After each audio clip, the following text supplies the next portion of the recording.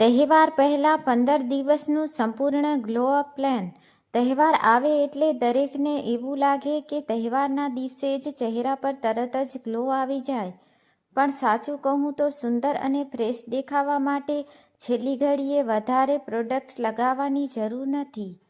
જો તહેવારના 15 દિવસ પહેલાંથી જ થોડું ધ્યાન રાખવામાં આવે તો ચહેરા, વાળ, હાથ, પગ અને આખો લુક વધુ ફ્રેશ અને ગ્લોઈંગ લાગી શકે છે. આજે હું તમને એવી જ સરળ 15 ગ્લો અપ ટિપ્સ જણાવીશ જેને તમે ઘરે રહીને તમારી રોજની રૂટિનમાં સરળતાથી સામેલ કરી શકો છો.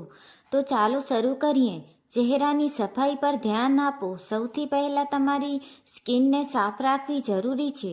સવારે અને રાત્રે ચહેરો હળવા ક્લિન્ઝરથી સાફ કરો. બહુ જોરથી ચહેરો ઘસવાની જરૂર નથી, કારણ કે વધારે ઘસવાથી સ્કિનમાં ઇરિટેશન થઈ શકે છે. ખાસ કરીને મેકઅપ કર્યો હોય તો રાત્રે સૂતા પહેલાં ચહેરો સારી રીતે સાફ કરવાનું ભૂલશો નહીં. સનસ્ક્રીન રોજ લગાવો. તહેવાર પહેલાં ગ્લો જોઈએ તો સનસ્ક્રીનને બિલકુલ અવગણશો નહીં. ઘરની બહાર જવાનું હોય ત્યારે બ્રોડ સ્પેક્ટ્રમ SPF 30 કે તેથી વધુનું સનસ્ક્રીન લગાવવાની સલાહ આપવામાં આવે છે. બહાર લાંબો સમય રહો તો ફરીથી લગાવવાનું પણ જરૂરી છે, કારણ કે તમે ગ્લો માટે કેટલી પણ સ્કિન કેર કરો પરંતુ સૂર્યપ્રકાશથી સ્કિનને સતત નુકસાન થતું રહે તો પરિણામ ઓછું દેખાઈ શકે છે. હવે સ્કિનને વધારે ઘસશો નહીં. તહેવાર નજીક આવે એટલે ઘણા લોકો રોજ સ્ક્રબ કરવાનું શરૂ કરી દે છે. ભૂલ ન કરશો. વધારે એક્સફોલિએશન લાલાશ, ડ્રાયનેસ અને ઇરિટેશન થઈ શકે છે. ખાસ કરીને જો તમારી સ્કિન સંવેદનશીલ હોય તો વધુ ધ્યાન રાખવું. તહેવાર પહેલાં નવી વસ્તુઓ એકસાથે અજમાવવાને બદલે તમારી સ્કિનને જે પ્રોડક્ટ સૂટ થાય છે એ જ ચાલુ રાખો.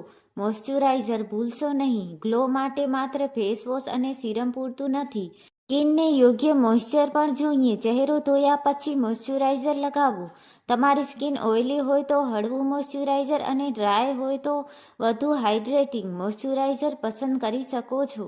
સ્કિન હાઇડ્રેટ હોય ત્યારે ચહેરો વધુ સ્મૂથ અને ફ્રેશ દેખાય છે. હોઠની પણ કાળજી લો. ચહેરો ગ્લોઈંગ અને હોઠ સૂકા હોય તો આખો લુક અધૂરો લાગે છે. રાત્રે સૂતા પહેલાં લિપ બામ અથવા પેટ્રોલિયમ જેલીની પાતળી લેયર લગાવી શકો છો. અને બહાર જવાનું હોય ત્યારે SPF ધરાવતો લિપ બામ વધુ સારો વિકલ્પ છે. હાથ અને પગને અવગણશો નહીં. તહેવારમાં આપણે નવા કપડાં, બંગડીઓ, મહેંદી અને સુંદર ચંપલ પહેરીએ છીએ, એટલે હાથ અને પગ પણ સારી રીતે મોઇશ્ચરાઇઝ રાખો. રાત્રે હાથ પગ ધોઈને સારી રીતે સૂકવીને મોઇશ્ચરાઇઝર લગાવી શકો છો.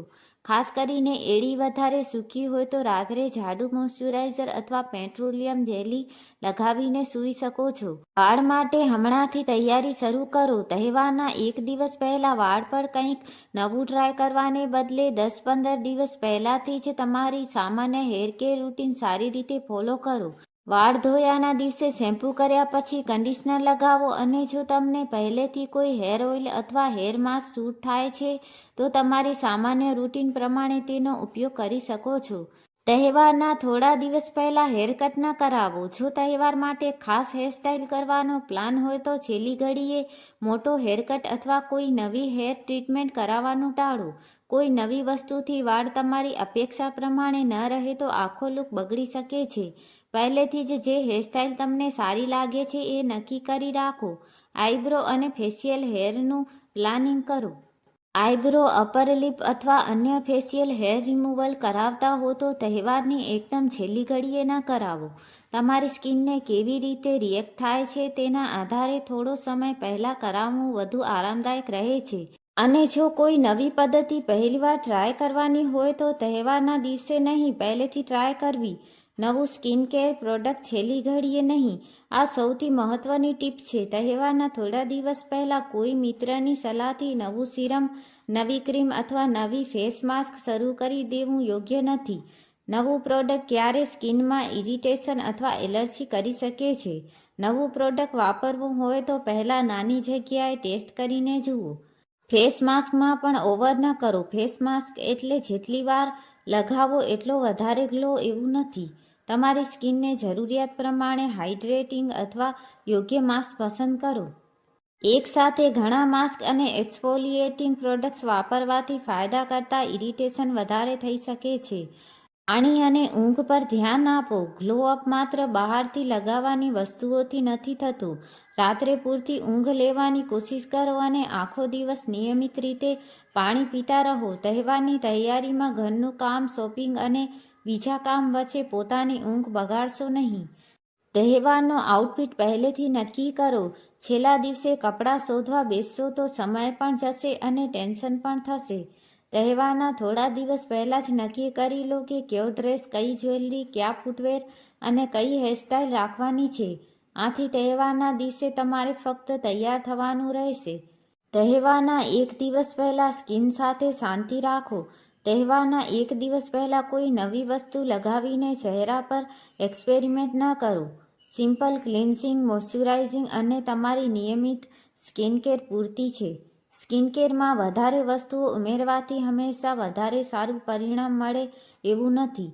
તહેવારના દિવસે સૌથી મહત્વની વસ્તુ, ઓવરડુ ન કરો. તહેવારના દિવસે ગ્લો માટે ચહેરા પર 10 વસ્તુઓ લગાવવાની જરૂર નથી. તમારી સ્કિનને જે પ્રોડક્ટ્સ પહેલેથી સૂટ થાય છે એ જ વાપરો. સ્કિનને મોઇશ્ચરાઇઝ કરો, સનસ્ક્રીન લગાવો, પછી જરૂર મુજબ મેકઅપ કરો. ગળા અને કાનની પણ કાળજી લો. ચહેરો જ નહીં, ગળા અને કાનની આસપાસ પણ સ્કિન કેર કરો. ખાસ કરીને ખુલ્લો ડ્રેસ પહેરવાનો હોય તો આ ભાગ વધારે દેખાય છે. હાથની નખની સફાઈ કરો. તહેવારમાં હાથમાં મહેંદી, બંગડીઓ અને રિંગ્સ હોય ત્યારે નખ ખૂબ દેખાય છે. નખ સાફ કરીને તેમની આકારમાં કટિંગ કરી રાખો. મહેંદી છેલ્લી ઘડીએ નહીં. મહેંદી લગાવવાની હોય તો કપડાં અને જ્વેલરી સાથે તેનો સમય પહેલેથી નક્કી કરો જેથી છેલ્લી ઘડીએ ઉતાવળ ન થાય. વાળની હેરસ્ટાઇલ પહેલેથી ટ્રાય કરો. તહેવારના દિવસે પહેલીવાર નવી હેરસ્ટાઇલ કરવાનો પ્રયાસ ન કરો. એક દિવસ પહેલાં ટ્રાય કરી લો. જ્વેલરીને પણ પહેલેથી તૈયાર રાખો. કયા ડ્રેસ સાથે કઈ જ્વેલરી પહેરવી એ પહેલેથી નક્કી કરશો તો તૈયાર થવામાં ઘણો સમય બચશે. ભમર અને અપર લિપ માટે એક જ દિવસ રાખશો નહીં. જો આ કામથી તમારી સ્કિન લાલ થતી હોય તો બંને કામ તહેવારની એકદમ નજીક કરવાને બદલે થોડા દિવસ પહેલાં કરી લો. ફેસ પર બરફ સીધો ન ઘસો. તહેવારના દિવસે ચહેરા ફ્રેશ દેખાડવા માટે સીધો બરફ ઘસવાની જરૂર નથી. સ્કિનને અનાવશ્યક ઇરિટેશન આપવાને બદલે તમારી સામાન્ય રૂટીન રાખો. મેકઅપ પહેલાં સ્કિનને તૈયાર કરો. મેકઅપ કરતાં પહેલાં ચહેરો સાફ કરીને મોઇશ્ચરાઇઝર લગાવો. સ્કિન સારી રીતે તૈયાર હશે તો મેકઅપ વધુ સુંદર બેસશે. મેકઅપ ઉતારવાનું ભૂલશો નહીં. તહેવારની મજા પૂરી થયા પછી ગમે તેટલો થાક હોય, મેકઅપ કાઢીને ચહેરો સાફ કરીને જ સૂવું.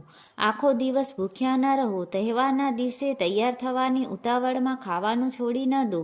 સમયસર હળવું અને સંતુલિત ખાવું. છેલ્લી ઘડીએ DIY ન કરવું. લીંબુ, બેકિંગ સોડા કે કોઈ અજાણી ઘરેલું વસ્તુ ચહેરા પર લગાવીને તરત ગ્લો મેળવવાનો પ્રયાસ ન કરવો.